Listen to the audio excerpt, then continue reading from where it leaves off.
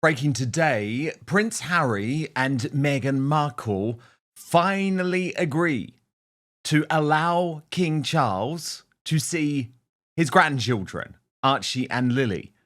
It's going to be via a Zoom call. Aren't they so generous? Aren't they so generous to allow, the head of state of our country to lay eyes on their two children, who, of course, are in the line of succession, but even we're not allowed to see them. This from Shooter Scoot, who writes, the royal thaw may be happening faster than expected. After tea with Prince Harry at Clarence House, King Charles is already planning the next step, a Zoom call with Meghan Markle and his grandchildren, Archie and Lilibet. It's been more than 3 years since he's seen them properly. One palace insider tells Shooter Scoop, the king desperately wants to be a grandfather. He knows time is precious, and this is his chance to reconnect. Charles last saw Archie and Lili during the Platinum Jubilee in 2022 and has only met Lili once. He lights up when he talks about them, says a source. He wants them to know their grandfather before it's too late.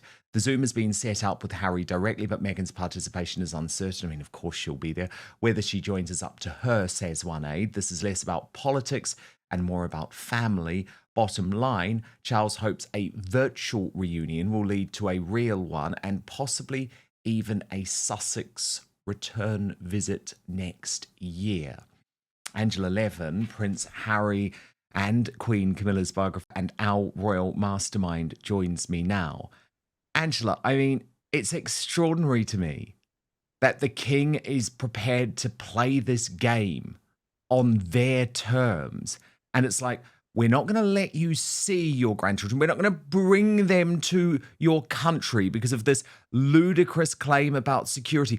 But do you know what? We'll give you a little Zoom call. I mean, it sort of upsets me in a way that Charles is having to lower himself to this. But then, is it understandable given the state of his health and the fact that these are his grandchildren by all accounts, or by some accounts? Well, it's a nonsense, isn't it? Obviously, Harry is absolutely keen as anything because they need a load of money, they need protection, they need him to pay for their school. He just wants to be in the right side of him. And while it's still there for little time it will be, boom, they're asking him. However, I can tell you that children of 4 and 6, if you try and have a conversation with them, you've had it. They're not interested. It's boring. You can't actually get used to any sort of silly game or a little run around or anything like that. I do it with various family, and the little ones don't know how to talk. And even quite a not such a terrible one, 8, and said, have you finished? Have you got nothing else to say? He said, well, you've just got to ask me excellent questions. So I said, all right, well, let's try that. It didn't work out anyway. And that was because they're very friendly. They see me loads. So it's just that it's boring for children. Why would they want an old man there for them? That's how you see him if you're small, and actually feel that everything's going to be honky dory. How can the king know what jokes to say, ask them questions, what they've done? If they say, what were you doing yesterday? Oh, don't know. I mean, it's just ludicrous. Any. And that bond comes from being face to face, doesn't it, Angela? And it is Harry who has, made his absolute terms, this security arrangement, which isn't going to happen. Even now, King Charles is not going to overrule his government, even though we know from Harry's trip to Ukraine that he will ignore the government, put British security at threat, by the way, Angela, because the British government, remember, asked him not to go and meet Volodymyr Zelensky, and he did just that. So the security isn't going to happen. And by the way, Angela, there are so many ways that they could have got around the security thing. They could have, they fly by private jet all the time. They could have flown in by private jet to Balmoral and no one would have known they were there. Can you believe that more than half of you are watching this video but not subscribed? So please do me a huge favor. Click the subscribe button now. Turn on the notification bell so you'll be alerted to all of our brand new Outspoken videos. Yeah, that's a good idea. Would have been a good idea for them. Yes, I thought for a minute you were going to say everyone would be there, but no, just them. That would have been all right. It's Harry's new tone of speaking that he has to demand. We've seen that over months, that when he's spoken, wants to say, he'd like to speak to his father, but it's got to be this, it's got to be that. You've got to do this time because I'm only here for 20 minutes. It's a pathetic way of trying to prove that you're strong and you know what's going on, and they have to bend to you. But the rudeness is enormous, isn't it? Absolutely enormous. Well, I just feel so sad that because he's battling from, battling with very, very difficult cancer, he feels like he has to keep bowing down to these traitors, Angela. Yeah. Well, he obviously feels that he wants to be a bit close to Harry in these difficult times. I mean, as I have said before, that actually you can love your child, but you really hate what they're doing. And I think that's what his problem is. He wants to be close to him, but he can't accept how he's behaving. And I don't think it's too bad. He'll do that. It's not going to make much difference. I think they're thrilled that they've won, one cup of tea in 20 minutes, and it's not going to make much. If they won't take him over, you can be sure that King Charles not going over to America. Absolutely not. It's just a sort of silly game and see who's going to win it. And there's no way Camilla will be on the call, is there, Angela? I mean, she's absolutely not interested. I mean, she's obviously going to support her husband, but I mean, she wasn't at the meeting the other day, from what we understand. I was understood that she was there, definitely there, because it was very important that she could keep her eye on everything. Harry had said no, she wasn't allowed to come, but she was there, as were a few aides, because they're watching him. They don't trust him, quite rightly. But this way, I mean, she could be very nice and said, a few things to the children. She loves children. We've seen that. She gives lots of children parties and all those sorts of things. So she would be polite and be there for a few minutes. But if Harry starts shouting about something and the children are removed, then I think she'll hear it and she'll be back, and that's not going to be on. But he is a cunning old man, isn't he? I'm talking about Harry now. And he would do things that would suit him. But if he pushes it too far, they've got to slamp it down. Well, yes, because Angela, the difference, I guess, is that Harry knows, and this is what I find so grim. He knows that his bargaining power comes from the children. It's so horrible. It's so horrible to deprive your parents. Yes. And in this case, a parent with incurable cancer, it is so horrible to deprive them of their right to have a relationship with their grandchildren. Yes, but I think as well, you're quite right there. It's just the other way round, that how can these two children not have anybody on their father's side who will keep the warmth? I mean, grandparents are very nice for children because they make them laugh, they give them some things to eat where they're not allowed to, a sweet here, something there. And but this is not it if you're doing it remotely. But these children have got nothing, and they haven't the other side apart from the mother, Doria. So they've missed an awful lot. I mean, fancy for them that they don't have the feeling of a family. It would do them good, but they haven't. So you can't expect them to suddenly understand how it is. I mean, if you've got one side of the family who you get to know very well, you can feel a bit more comfortable. How can they be comfortable? They won't be. So the whole thing is a nonsense. But I think it's because Meghan's desperate for now to show them so she can put them in all the ads, and to make a lot of money out of them. That's disgusting too. I don't know that you can say that they don't seem ideal parents. That's my view. No, very true, Angela, very true. And the other problem was this week, Angela, of course, that this Ukraine visit by Harry, which I think, again, there is, look, we know, Angela, and this is why we have our independent platforms. The MSM is giving Harry a pass for everything at the moment. It didn't even create a ripple. The fact that this whole thing was a gross PR stunt coordinated with The Guardian. He ignored the government advice. But for some reason, Angela, at the moment, the mainstream media, they have made this decision. No, we support Harry. We support the rehabilitation of Prince Harry and Meghan Markle. And we, for some bizarre reason, are against Prince William and Catherine, the Princess of Wales. But I think there was so much, Angela, in this Ukraine visit. I mean, even just look at this from Stephanie Sidley, who posted these two pictures side by side of Harry laying flowers at the memorial site in Ukraine, compared them to when Meghan Markle did exactly the same thing at Uvalde, remember, after that school shooting, and said, how is anyone falling for this shit? Yeah. It's all planned. It was a stunt, Angela. But first, we've partnered with Gundry MD to share this information with you. Would you believe me if I told you inside your pantry right now is one of the healthiest foods on the planet? Yep, it's true. Not some weird, trendy superfood. Spoiler alert, it's olive oil. You're probably used to cooking with it, but there are countless ways to use olive oil to help yourself look and feel younger.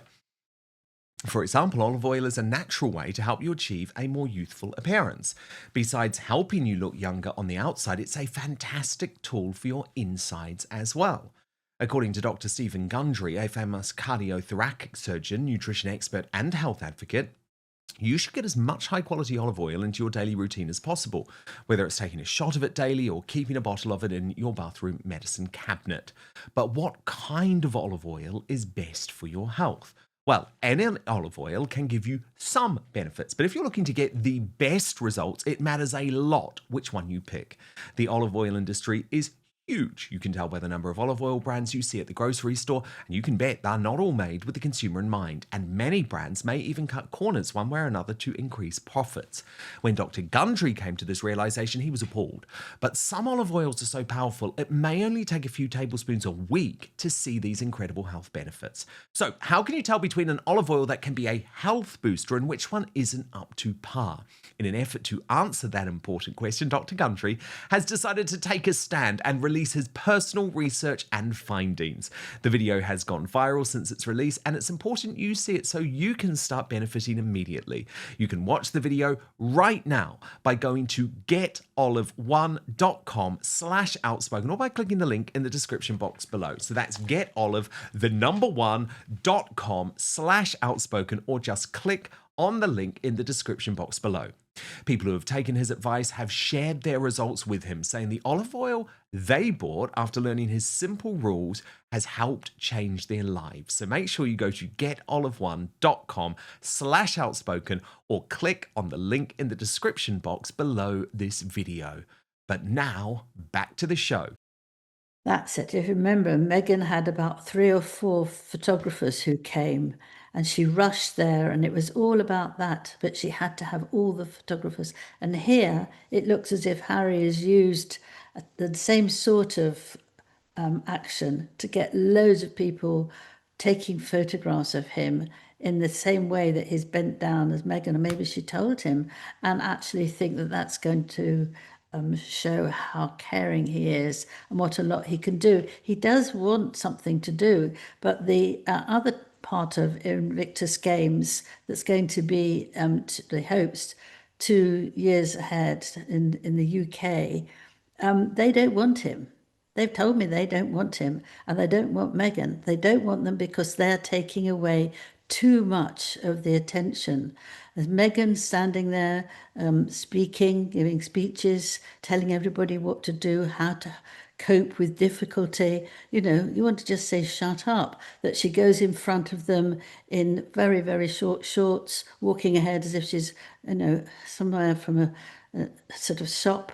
And they have the people who've been fighting walking behind her, and the fact that they started necking in the last one, the last Invictus Games, kissing and cuddling, pretending that they were so in love. Whereas before, here we are, before she was having a big row with him. Well, that's all right, but you don't get the cameras on them all the time when you've got all these people that are worthy of trying to look after our land and the people in it, you know, wherever they come from.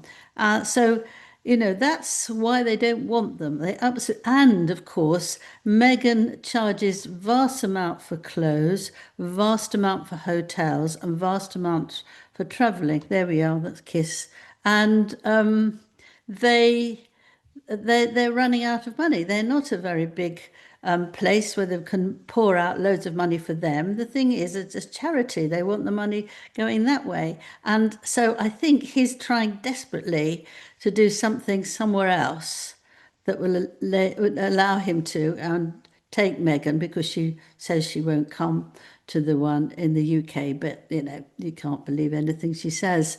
And he's trying to do that, trying to make himself popular there. And I don't think it will work if they stop him doing it in 2026. No, indeed. And you've been All first a on that gimmick, story. isn't it? It's all a gimmick. It's all a sort of, suddenly somebody comes up with a good idea. Let's do this. It doesn't matter about other people. It doesn't matter how they're feeling or how to do it really. As long as they can get money, get attention, have the film on them, that's what makes them happy. And it is actually makes you feel quite ill after a while, doesn't it? Well, it really does. It really does, Angela. The other thing is that there's been a lot of suggestions that Harry just doesn't care anymore about how much he humiliates Charles. And this is from Shooter Scoop, Angela, in regards to the interview, the Guardian interview, but from a furious palace insider who says Harry doesn't realize how humiliating this is for Charles. You don't win back your father by trashing him on the record again.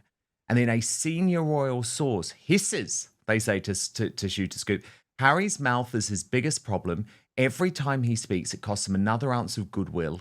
Then another insider snapped he cannot help himself.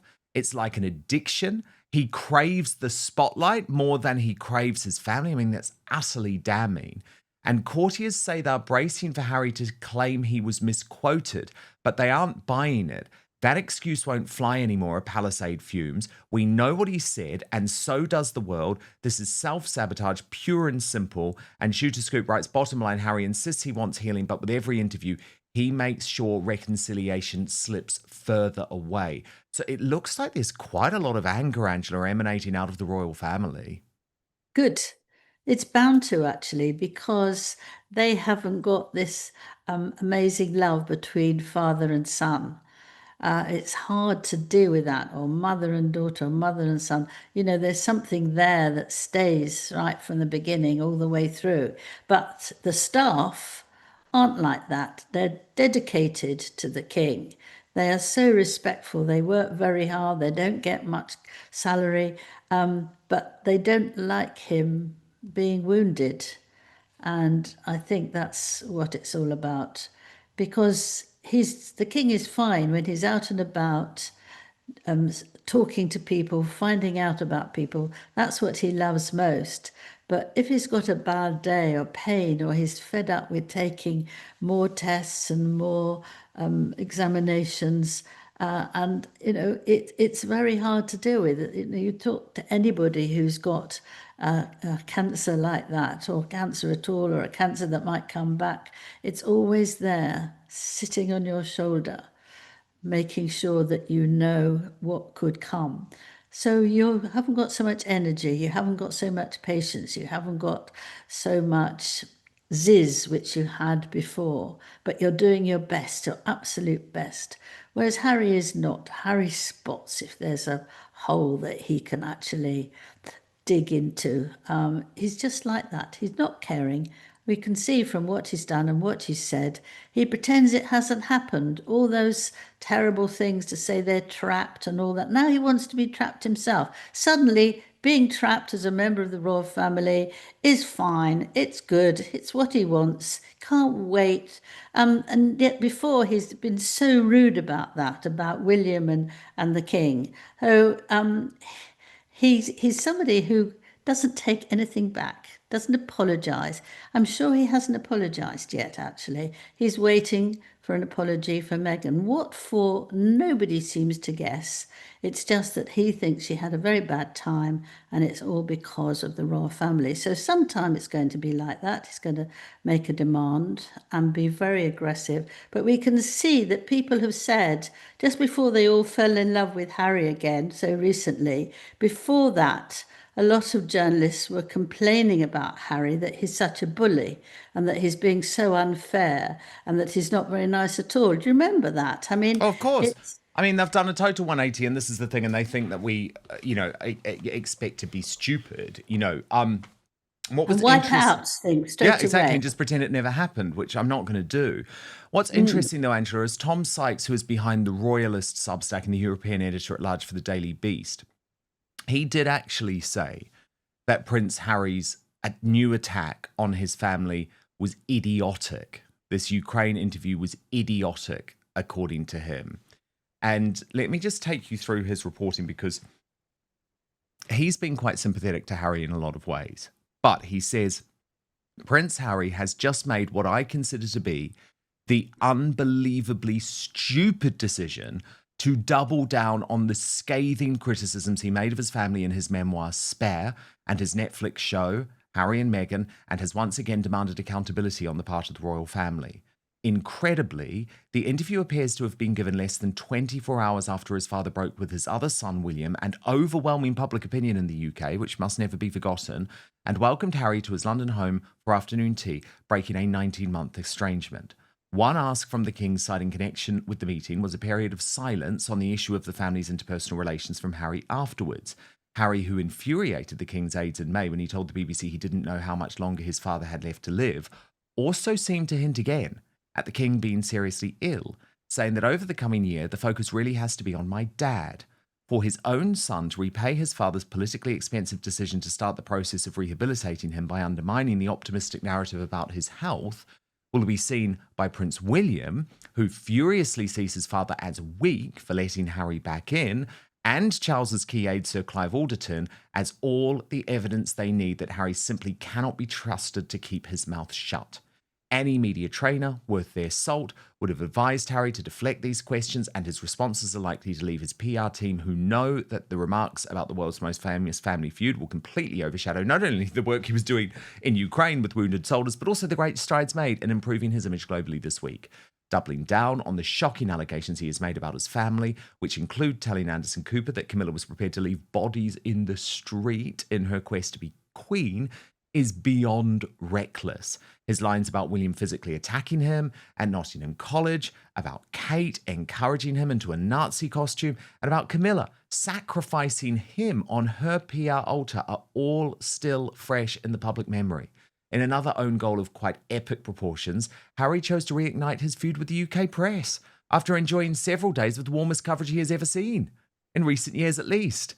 Even the virulently anti-Harry Mail and Telegraph run pieces in recent days remarking on how good it was to have Harry back in the UK. Amanda Patel, long one of Harry's fiercest critics, praised Harry in the Mail. So what does Harry decide to do? Why, restart the war, of course, in a further scarcely credible act of foolishness which sadly can no longer be written off as youthful idiocy. Harry appears to have visited Volodymyr Zelensky against the express wishes of the British government. The Guardian says Harry disappeared for an hour for the meeting. The British government had made it known to Zelensky it would rather he did not Classic Harry, really, Tom Sykes says. The British government asks him not to do something, but he knows better and goes off and does it anyway. How incredible that Harry, just 48 hours after he was getting the first good reviews he has had in 5 years, has managed to blow it all over again. Angela, do you agree? Of course I agree. Yes. I mean, it's ridiculous. He had a sort of a chance. I didn't think it would work, and I was hoping that the king would not get soft with him and it would just say, look, you wanted a cup of tea, have a cup of tea. I'm not going to discuss anything with you. I'm just fed up with you going around telling everybody that it's going to happen. I don't want it to happen, but you do. So here's a cup of tea, and then I've got to carry on with my work. That would have been my ideal, but that's never going to happen, I don't think. But anyway, and Harry, he won't listen. You see, Meghan, he will. He listens to Meghan. Whatever she tells him, he listens to it, and that's it. Only Meghan. As ever, Meghan. As ever. Don't use those words, Angela. She's corrupted them. And of course, if you do want, for all of the reasons we've just discussed, if you do want the real coverage that the Royal Rota will not give you, because as Angela was saying earlier, they have been completely suckered for some reason over Prince Harry now, then do sign up to my Substack. You'll get to see the Royal Uncancelled after show twice the length of what you've just watched, and you get it every Monday to Friday with no ads whatsoever. You can watch live or on demand. Substack's also a really important platform for me, free speech focus. You can subscribe completely for free, by the way, but if you do want that access to the Royal Uncancelled after show, go for the paid monthly or annual membership, and I would really, really appreciate it. www.outspoken.live is the address. Thank you so much for watching Dan Wootton Outspoken. Please click on my face just to the bottom left to subscribe to this brand new independent news source and turn on the notification bell so you'll be alerted to our brand new live shows, uncancelled interviews, and special royal episodes. Outspoken is also now available as a podcast, so you can listen to the show every weekday on the go, wherever you are.